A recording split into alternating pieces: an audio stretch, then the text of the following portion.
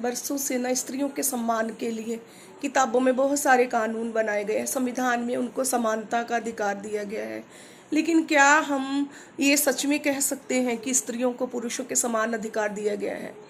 पर्दा प्रथा है, सती प्रथा है, पुरुषों के लिए करवा चौथ का व्रत बनाया गया।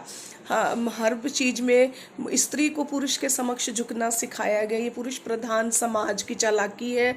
भारतीय समाज है ना, पुरुष प्रधान समाज है, और यहाँ पर स्त्री की पूजा की बातें की जाती हैं, सम्मान की बातें की जाती हैं। लेकिन वहीं पर जब दो पुरुष आपस में झगड़ा कर रहे हैं ना, तो देखिए, आप स्त्रियों को गालियां देते हैं, आप उन किसी की बहन को, किसी की माँ को, किसी की पत्नी को, किसी की बेटी को गाली देते हैं।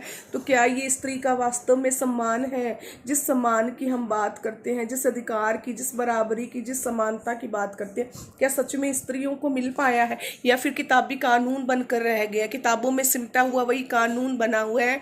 आज तक कभी भी स्त्रियों को उनका अधिकार नहीं दिलाया गया। हर बात में स्त्रियों का अनादर किया जा रहा है, हर बात में उनको डिसरिस्पेक्ट करके बोला जाता है।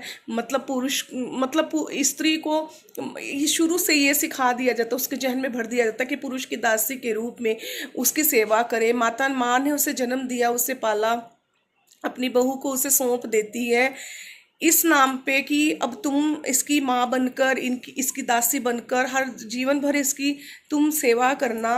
सास ये बोल देती हैं। लेकिन क्या सास को अगर एक दिन भी कह दिया जाए ना अपने अपने बेटे के लिए आप कुछ काम कर दीजिए, तो बहुत सारे ऑब्जेक्शन खड़े हो जाते हैं परिवारों में कि पत्नी क्यों नहीं कर सकती, माँ क्यों करे?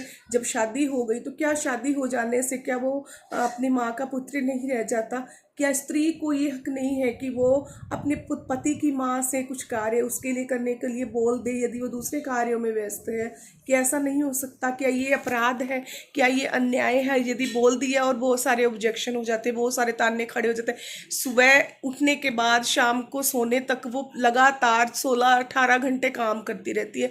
नींद में भी उसे उठाकर ये आशा की जाती है कि वो किसी के लिए मना ना करे। तो क्या ये है उचित है? मैं बात किसी एक स्त्री की, किसी एक परिवार, किसी एक बहू की नहीं कर रही हूँ, मैं बात कॉमन कर रही हूँ सब स्त्रियों के लिए। बहुत सारी बोल देती हैं, बोलकर अपनी बात को व्यक्त कर सकती हैं, और बहुत सारी स्त्रियां चुप रह जाती हैं। जो औरतें चुप रह जाने वाली है वो हमारी दादी, नानी और माँ के ज़माने की बातें होती हैं। और जो आज के समय में जब बोलकर कुछ कह दिया जाता है तो मर्यादाओं का उल्लंघन हो जाता है। पहले स्त्रियां चुप रह जाती थी तो पुरुष को वो अच्छी लगती थी, अब उसे अपनी अर्धांगिनी के रूप में स्वीकार करते थे। लेकिन आज अगर वो पलटकर जवाब दे देती है